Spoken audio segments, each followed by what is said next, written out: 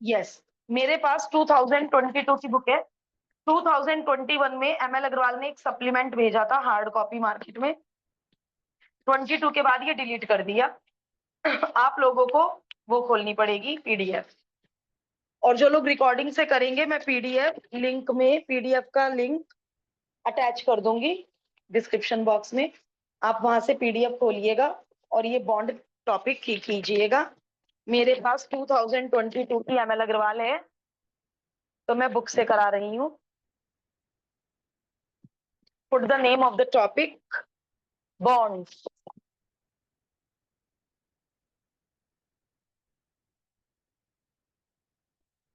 होता क्या है bond? A bond is a written contract between borrower and bond holder। अब क्या चीज है ये व्हाट रिटन कॉन्ट्रैक्ट, किस किस के बीच में? अब ये जो बड़ी बड़ी कंपनीज हैं, इन लोगों को भी लोन चाहिए होता है। गवर्नमेंट स्कूल है, गवर्नमेंट को लोन चाहिए होता है, तो वो हम जैसे लोगों से लोन लेंगे और हम बॉन्ड खरीदेंगे।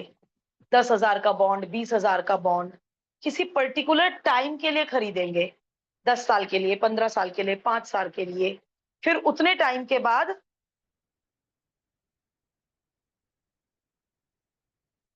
मैच्योर हो जाएगा बॉन्ड और खत्म हो जाएगा बॉन्ड। बट उतने टाइम तक लगातार मुझे वो कंपनी क्या देगी? डिविडेंड। डिविडेंड देगी, फायदा देगी किसी परसेंट पे। और जब बॉन्ड खत्म हो जाएगा तो उसकी फेस वैल्यू भी लौटा देगी। जितने का मैंने खरीदा होगा वो पैसे भी मिल जाएंगे। और हर साल या हर 6 महीने बाद जो भी कन्वर्जन पीरियड होगा, क्वार्टर, हाफ ईयरली, वो डिपेंड करेगा। हर कन्वर्जन पीरियड के बाद मुझे एक फिक्स अमाउंट, उस फिक्स्ड अमाउंट का नाम होता है कूपन पेमेंट, वो फिक्स्ड अमाउंट भी मिलेगा। और बॉन्ड मैच्योर होने के बाद वो फिक्स्ड अमाउंट तो मिलेगा ही, वो आखिरी साल भी, प्लस फेस वैल्यू भी वापस मिल जाएगी। तो मैं तो फायदे फायदे में ही रहूंगी जितने साल के लिए भी मैंने बॉन्ड लिया। जस्ट लाइक शेयर्स, कंपनी के शेयर्स खरीदते हो, बस दोनों में कुछ कुछ पॉलिसीज अलग होती हैं। हमें आज बॉन्ड पढ़ना है, शेयर सिलेबस में नहीं है। ठीक है? तो अब face value, maturity, discount rate, yield to maturity, coupon rate, coupon payment, ये मैं इतनी सारी टर्म्स क्वेश्चन में यूज होंगी। तो हम बारी बारी से पहले एक एक टर्म को समझ लेते हैं, फिर फॉर्मूला डिराइव करेंगे। फॉर्मूला बना कैसे है, रट के भी काम चल जाएगा, बट कोई नहीं, जल्दी बन जाएगा। फॉर्मूला बनाएंगे, फिर उन फॉर्मूलों को यूज करेंगे।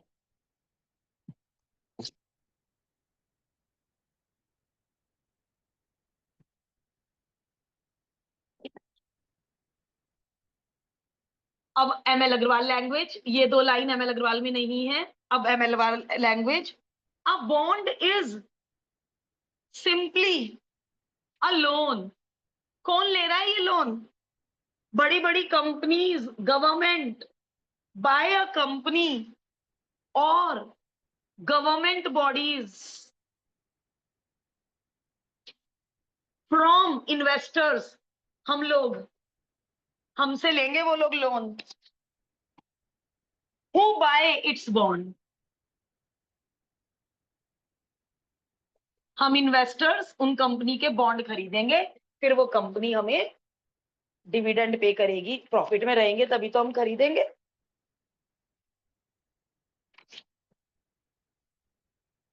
अब एक एक टर्म थोड़ा पढ़ने की कोशिश करते हैं। मैच्योरिटी, मैच्योरिटी, जब तक वो बॉन्ड वैलिड है। वैलिडिटी ऑफ बॉन्ड, 2 साल तक वैलिड है, 10 साल तक वैलिड है, 20 साल तक वैलिड है। उतने साल बाद बॉन्ड मैच्योर हो जाएगा, खत्म हो जाएगा। Maturity. Face value, ma'am government के बाद क्या लिखा है? Bodies, government bodies. Face value, price at which bond is issued. 10,000 का है, 20,000 का है बॉन्ड, उसकी फेस वैल्यू, ये सब कॉन्ट्रैक्ट में तय हो जाता है, फेस वैल्यू, कूपन रेट, सब कुछ। रिडम्पशन प्राइस, जो बॉन्ड मैच्योर होने के बाद हमें प्राइस मिलता है, redemption price. Amount paid by issuer, issuer कौन है, कंपनी या मैं? इशूअर कंपनी, वही कंपनी। तो हमें बॉन्ड इश्यू करेगी। यस, आप लोग तो वैसे सारे अकाउंट्स वाले हो, एकदम समझ आ जाएगी सारी बात। Amount paid by issuer to the investor at maturity, redeem हो जाएगा बॉन्ड, हमें रिडम्पशन प्राइस मिल जाएगा, बॉन्ड मैच्योर हो जाएगा। Coupon rate R%, coupon rate से हम वो कूपन पेमेंट निकालेंगे जो फिक्स्ड अमाउंट हमें हर पीरियड के बाद मिलेगा। कूपन पेमेंट होगा R% of the face value, R/100 into capital F। Her question में आपको 2-2 परसेंटेज मिलेंगे। 1% तो होगा कूपन रेट, जिसका फेस वैल्यू का उतना परसेंट हमें हर पीरियड के बाद फिक्स अमाउंट मिलेगा। 1% होगा जिसे बोलेंगे yield to maturity discount rate, अभी वो भी पढ़ते हैं। ये वाला रेट कूपन पेमेंट की कैलकुलेशन के काम आएगा। फेस वैल्यू 10,000 है, रेट 10% है, तो 10% ऑफ 10,000 हमें एक्स्ट्रा मिलेंगे हर साल, हर पीरियड के बाद। जितने हमने इन्वेस्ट करे वो तो मिल ही जाएंगे लास्ट में। हाँ, डिविडेंड, इंटरेस्ट, फायदा, प्रॉफिट। कूपन पेमेंट के बाद हम लोग, ये कूपन रेट R% है, कूपन रेट से हमने कूपन पेमेंट निकाल लिया। अब इसके बाद एक टर्म और सीखते हैं, कूपन पेमेंट को डिविडेंड कह सकते हो एक तरह से। वर्ड डिविडेंड आपको कहीं मिलेगा नहीं, बट समझने के लिए, यील्ड टू मैच्योरिटी, YTM, जिसको इन्होंने एक और वर्ड दिया है discount rate. Yield to maturity, total interest rate, या ML अग्रवाल की भाषा में बात करें, the rate of interest used to discount bonds cash flows. Cash flows यानी ये जो हर साल कूपन पेमेंट आ रहा है मेरे पास, और लास्ट में जो सारा पैसा मिलेगा coupon payment plus face value, ये कैश फ्लोज। देखो, मान लो कूपन रेट है 5%, एक मिनट सुनो, कूपन रेट है 5%, तो वो तो कूपन पेमेंट के काम आ गया। मैं कह रही हूँ यील्ड टू मैच्योरिटी है 8%, मान लो, मतलब पूरे ट्रांजैक्शन पे मुझे 8% का फायदा हुआ, तो रेट अलग अलग मिलेंगे क्वेश्चन में।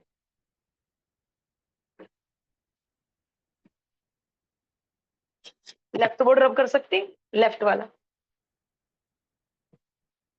और डेरिवेशन से इतनी क्लियरिटी आ जाएगी, वरना फॉर्मूला रटने में थोड़ा कष्ट होगा कि कहना क्या चाह रहे हैं। डेरिवेशन से सारी क्लियरिटी आ जाती है।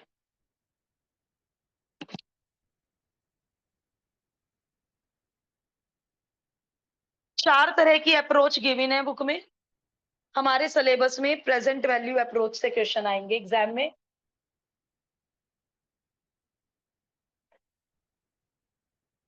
बॉन्ड वैल्यूएशन, बॉन्ड की वैल्यू लगाना, bond valuation is a method to determine fair value of bond, fair value of bond determine करना, जो मैं मेथड अब करूंगी उसको बोलते हैं बॉन्ड वैल्यूएशन। और ये जो फेयर वैल्यू की बात कर रहे हैं हम, ये फेयर वैल्यू इज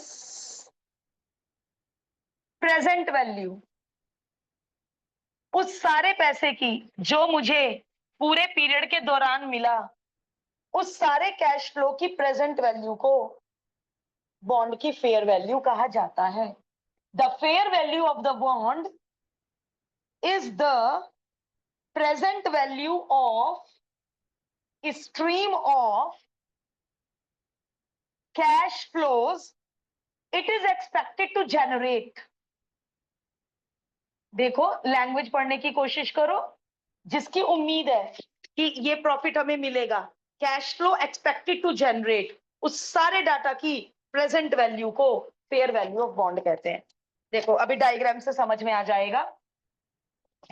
एक साल बाद नहीं बोलती, एक पीरियड बाद बोलती हूँ। हाफ ईयरली, क्वार्टरली, मुझे क्या पता क्वेश्चन में क्या होगा। एक पीरियड के बाद मुझे कैपिटल सी रुपए मिल गए, कूपन पेमेंट को कैपिटल सी। 2 साल बाद सी रुपए मिल गए, 3 साल बाद सी रुपए मिल गए, मिलते रहेंगे कब तक? जो उसकी मैच्योरिटी डेट होगी, 10 साल, 20 साल, हमें जो भी क्वेश्चन में गिवन होगा। मान लो n साल इसकी मैच्योरिटी पीरियड है, n ईयर्स तक का मैंने बॉन्ड लिया, n पीरियड तक का। तो आखिरी साल में मुझे सी रुपए के साथ और क्या मिलने वाला है? सी तो कूपन पेमेंट तो हर साल मिल ही रही है। यस, ठीक। अच्छा, मैं पहले बता दूं मैंने किसको क्या माना है, वो भी लिख लेते हैं। लेट अ बॉन्ड ऑफ, मैं लेटर एफ यूज करूंगी फेस वैल्यू के लिए। किसके लिए क्या लेटर यूज कर रही हूँ ये मैं बता रही हूँ। फेस वैल्यू के लिए मैं कैपिटल एफ यूज करने वाली हूँ। Let a bond of face value capital F matures in, capital N मैं यूज करूंगी उसकी मैच्योरिटी के ईयर्स। एन साल में वो मैच्योर हो गया, has a coupon rate R% per annum, then coupon payment बताओ। गोरा अभी तो बोर्ड पे ही है, राइट बोर्ड पे ही है। कूपन पेमेंट कितना होगा? कूपन पेमेंट गोरा बोर्ड पे R% ऑफ एफ। यस, ये कूपन पेमेंट होगा हर साल, हर पीरियड के बाद जो मुझे मिलेगा। लेट डिस्काउंट रेट, जिसको यील्ड टू मैच्योरिटी भी बोलते हैं, ये मैंने D% पर एनम ले लिया, यानी मैं आई की जगह D/100 यूज करूंगी। आई को R/100 नहीं लेना है। जो कूपन रेट होता है वो कूपन पेमेंट के काम आएगा, जो डिस्काउंट रेट होता है वो आई लेना है, D/100। अभी तक क्या हैबिट पड़ी हुई थी? आई R/100, आई R/100, उल्टा पुल्टा मत हो जाए।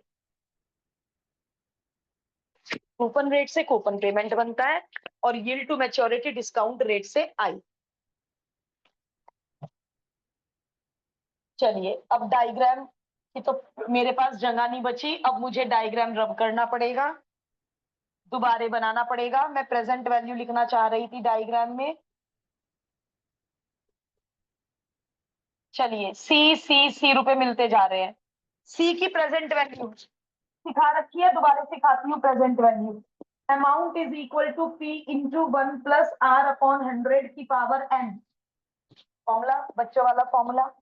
मुझे प्रेजेंट वैल्यू चाहिए, और कुछ रुपए 1 साल बाद सी बन गए, 2 साल बाद सी बन गए, तो इस अमाउंट की जगह सी आएगा।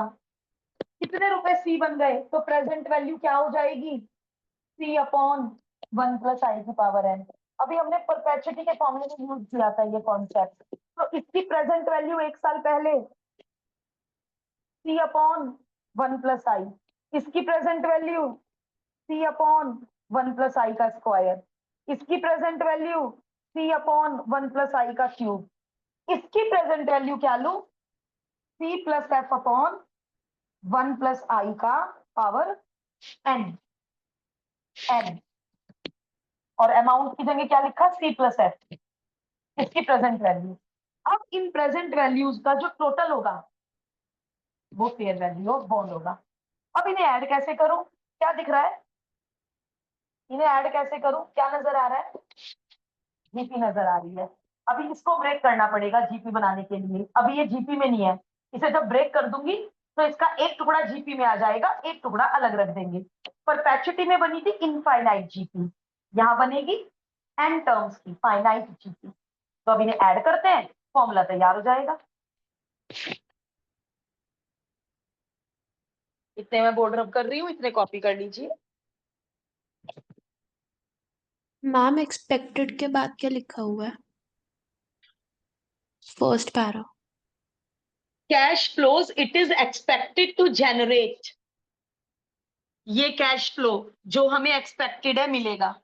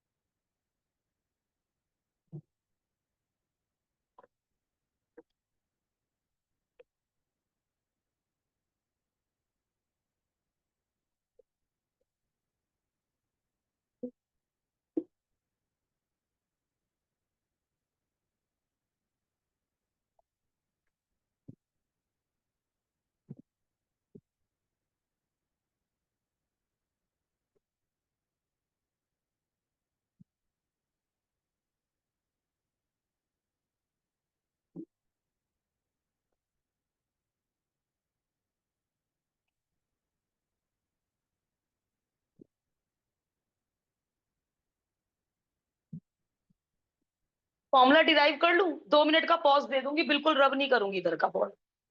फॉर्मूला डिराइव कर लो पहले। प्रेजेंट वैल्यू, पहली वैल्यू प्लस दूसरी वैल्यू प्लस तीसरी वैल्यू, सो ऑन लास्ट। अब इस लास्ट वाली को ब्रेक करवा दो, यही कर लेते हैं break. C upon denominator plus F upon denominator. सबको पता होगा ब्रेक क्यों किया, यहां तक जीपी बन गई infinite GP, sorry sorry finite GP, जिसका सम का फॉर्मूला होता है ए इंटू 1 - r की पावर n अपॉन 1 - r। चलो लगाते हैं। What is the first term, ये रही फर्स्ट टर्म, ए इंटू 1 - r, बताओ this upon this upon this, r, a2 upon a1, 1/1 plus i, r a2 upon a1। Oral निकल गया r, common ratio. r rate की बात नहीं कर रहे, कॉमन रेशो की बात कर रहे। 1 - i की रेट निकल रहा है मुंह से, कॉमन रेशो की power n upon 1 - common ratio plus ये एज इट इज। इसको मैंने ऊपर भेज के पावर -n कर दिया, नीचे लिख लो ऊपर लिख लो। जैसे ईएमआई में क्वेश्चन में देख लेंगे 1.05 की पावर 10 की वैल्यू है तो नीचे रख देंगे, -10 की वैल्यू दे रखी है तो ऊपर भेज देंगे, जैसे ईएमआई में करते थे, पावर n या -n। अब इसको थोड़ा सा कैलकुलेट करवा दो, इसको भी ऊपर भेज दो सिमेट्री बनाने के लिए, और एलसीएम लो, 1 + i रेसिप्रोकल कर दिया, और यहाँ 1 + i - 1 बच गया, रेसिप्रोकल कर दिया डिनोमिनेटर, और ये एज इट इज कॉपी कर दो। अब क्या करूं, ये i बचा, अरे ये कट गया, ये कैंसिल हो गया, i बचा, c बचा, ये ब्रैकेट बचा, अपॉन में i बचा, और ये हो गई फेयर वैल्यू ऑफ बॉन्ड। ये आगे सिंप्लीफाई नहीं हो सकता, एक बार फॉर्मूला मैच कर लें। C 1 - 1 + i की power -n upon i plus f into 1 + i की पावर -n। जैसे हमने परपेचुटी, सिंकिंग फंड सबके फॉर्मूले याद किए हैं, हमें ये फेयर वैल्यू ऑफ बॉन्ड का फॉर्मूला भी याद करना है, क्योंकि एग्जाम में डेरिवेशन का टाइम नहीं होता, बट डेरिवेशन से कॉन्सेप्ट बहुत क्लियर होता है कि fair value of the bond is the present value of the cash flows which is expected to generate। कर लो सब लोग डिराइव, उसके बाद शुरू करेंगे application, how to use the formulas. Formula एक ही तो है, formula.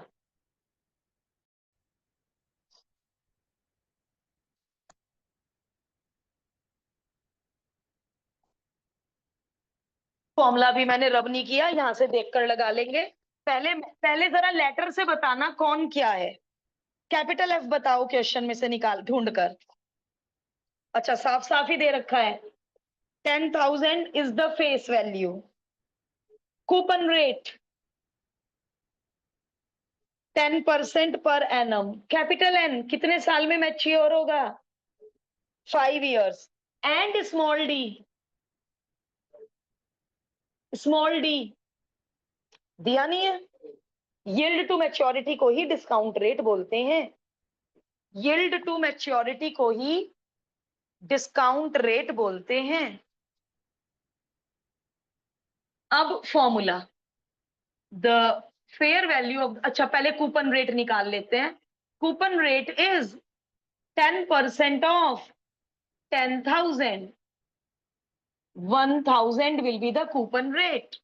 So the fair value of the bond will be 1,000, 1 minus 0.08 की पावर -5 अपॉन 0.08 प्लस 10,000, 1, अच्छा ये 1 प्लस आई भरना था, 1.08, 1.08।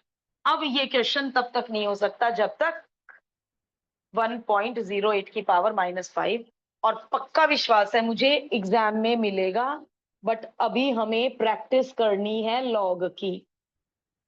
मैं और आप साथ साथ करते हैं, कोई डरने की घबराने की नीड नहीं है, करेंगे। जब हम इतनी बार कर चुके हो पीछे भी, तो अब क्या डरना।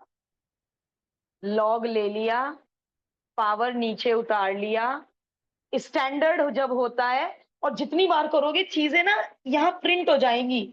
जब ये स्टैंडर्ड टर्म होती है तो आंसर डेसिमल से शुरू होता है, करेक्टरिस्टिक 0।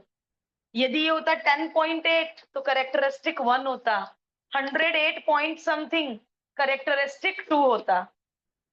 तो 10 का 8 में देखकर बताओ।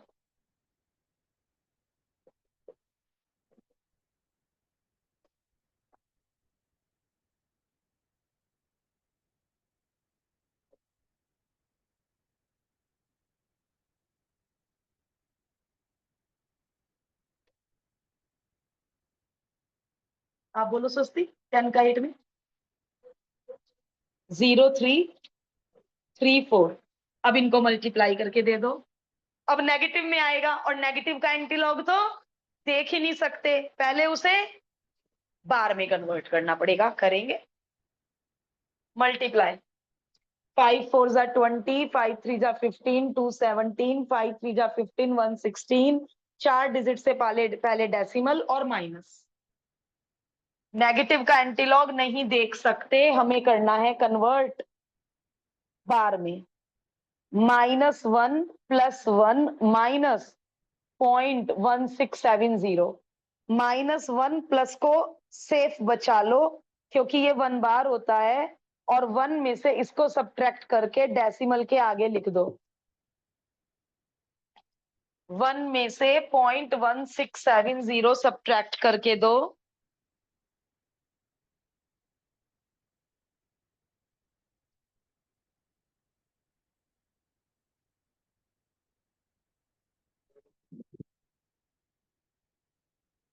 ओरल करने में तो बच्चा अच्छा बच्चा गलती करता है।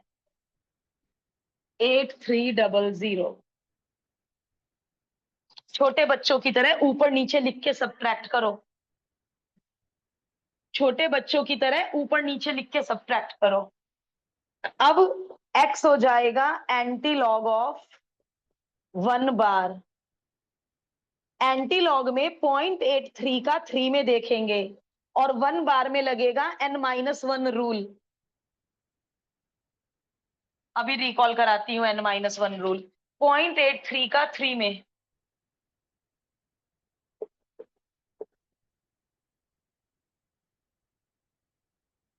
6808। अब जरा n-1 रूल सीखिए।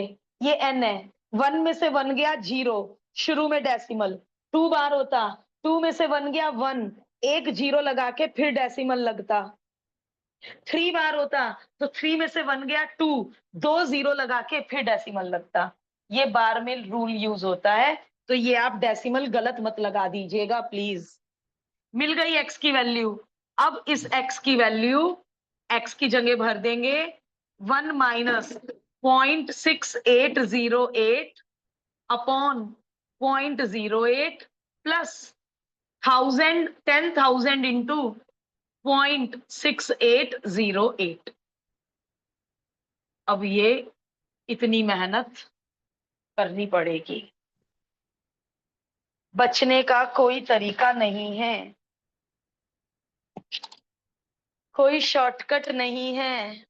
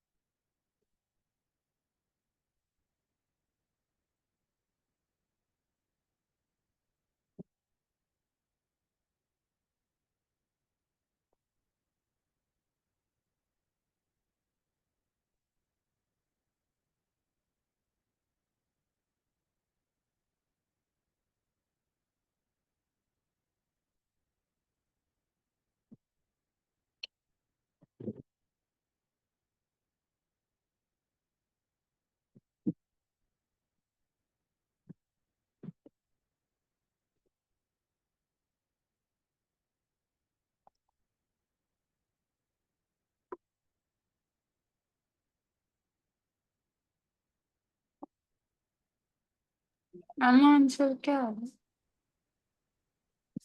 इसका आंसर है 1079 1079। 1079। Yes, absolutely correct. 10798।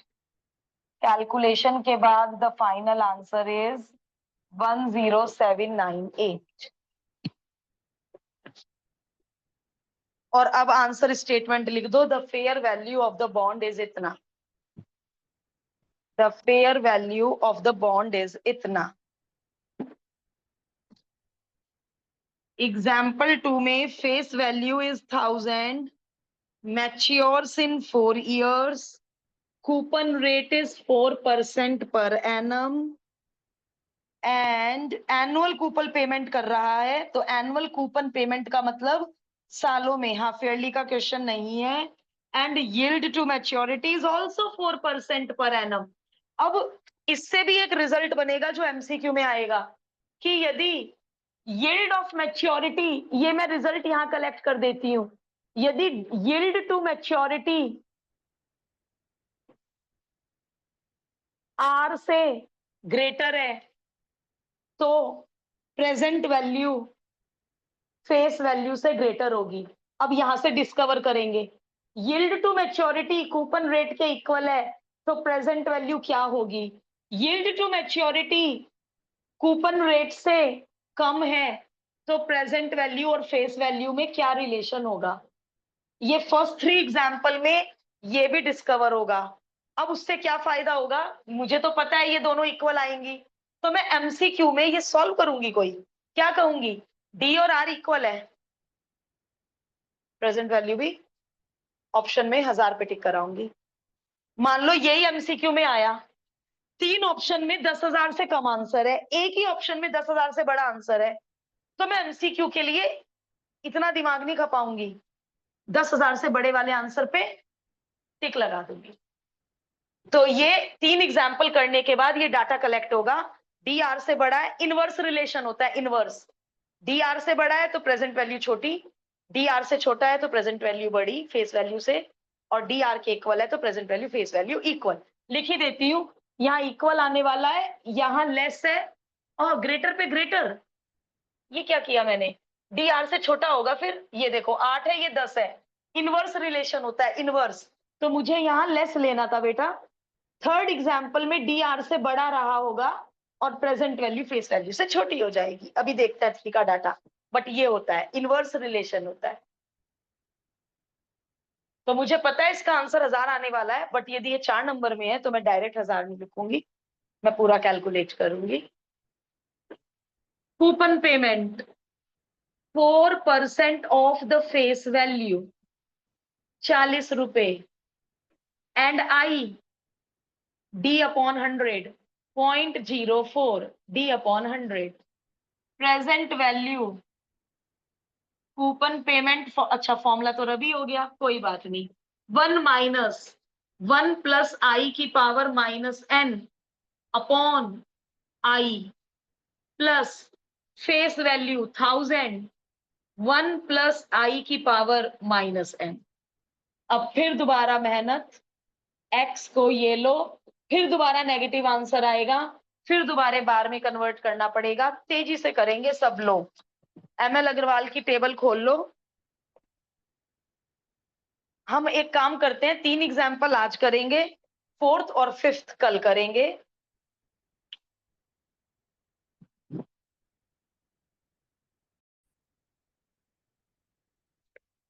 Okay, log x -4 नीचे उतर कर बैठ गया, 10 का 4 में बता दो, 0170। मल्टीप्लाई भी बता दीजिए।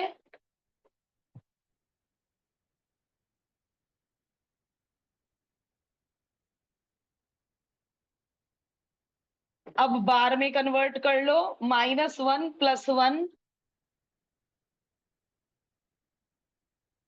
अब 1 में से इसको सब्ट्रैक्ट कर लो, -1 प्लस को 1 बार लिख दो, और डेसिमल के बाद 1 में से ये जो सब्ट्रैक्ट करके आएगा वो बता दो।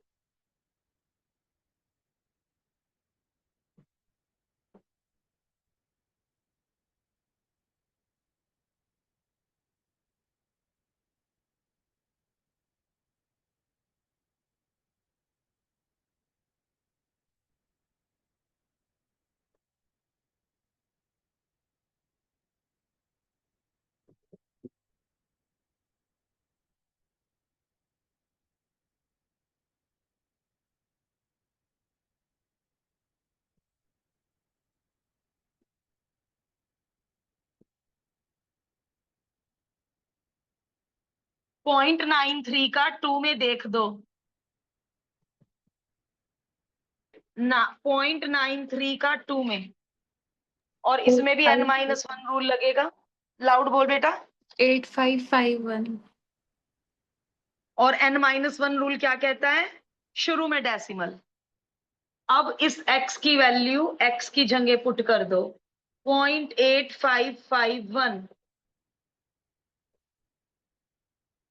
0.8551, और फिर एग्जाम्पल 1 की तरह पेयर वैल्यू पता करना, 1000 ही आनी चाहिए, जिससे ये लॉजिक हमारा MCQ में यूज कर लेना।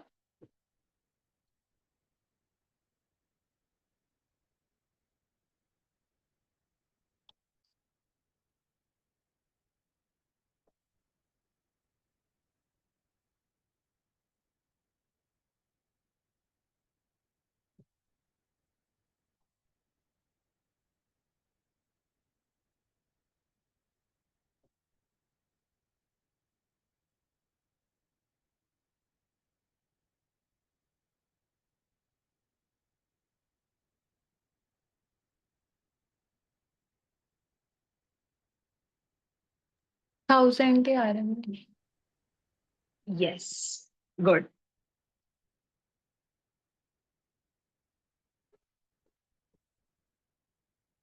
अब हम देखेंगे 3 में जरूर डी आर से बड़ा होना चाहिए। Yes, R is 6, D is 8, but question semi annually का है, तो डाटा ध्यान से कॉपी करेंगे। सेमी एनुअली का क्वेश्चन है, तो रेट को 6 की जगह 3% पर हाफ ईयर लूंगी, एन को 5 साल की बजाय 10 हाफ ईयर्स लूंगी, और डी को 8% की बजाय 4% पर हाफ ईयर लूंगी, and I will be 0.04। Time को 2 से मल्टीप्लाई, रेट को 2 से divide. Coupon payment, coupon payment will be 3% of the face value, ₹30। Present value का फॉर्मूला होता है coupon payment C 1 minus 1 plus I की power -n upon I plus face value multiplied by 1 plus I की power -n। Please formula याद कर लो सब लोग, formula याद कर लो सब लोग। अब फिर दोबारा इसकी वैल्यू मेरे पास इन्होंने क्वेश्चन में नहीं दी, इसको फिर दोबारा x लेना पड़ेगा और सारी मेहनत। ये वही है क्या? 1.04 ही था क्या एग्जाम्पल 1 में? 7 था? अच्छा यहीं पे है, वेरी गुड। 0.0170, 10 से मल्टीप्लाई, डेसिमल आगे शिफ्ट हो जाएगा, 0.170 -1 +1 0.170, -1 प्लस को 1 बार और 1 में से ये सब्ट्रैक्ट कर दो। सभी का हाथ तेज चल रहा होगा क्योंकि कुछ सोचना ही नहीं है, एक जैसे तीनों, फॉर्मूला लगाओ आंसर पाओ, कोई ट्रिक ही नहीं है।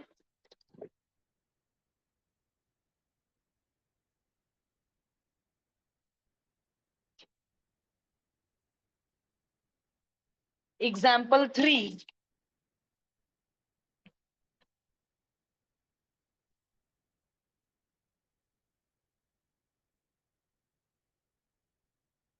एंटी लॉग वर्ड जरूर लिखो, लॉग उधर जाकर एंटी लॉग बन जाएगा।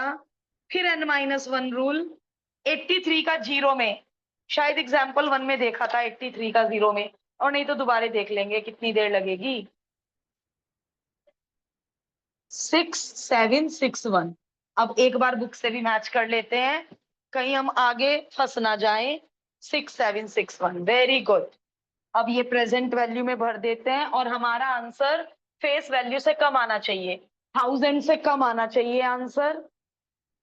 1 minus 0.6761 0.04, 1000 multiplied by 0.6761, calculate and tell me the answer. What is the fair value of the bond?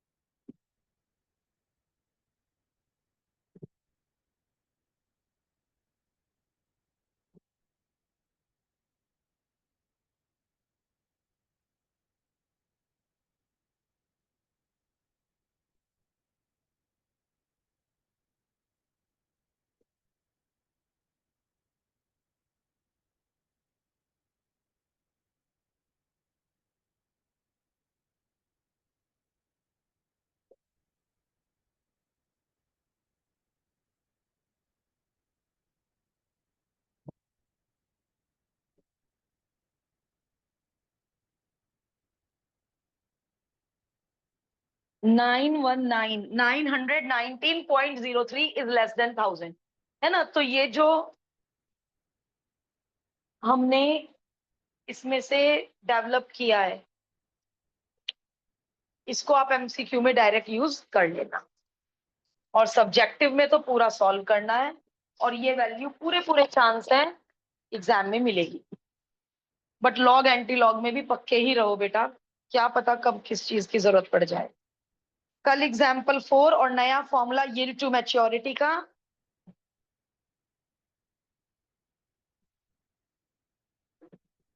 Thank you ma'am. Okay बेटा।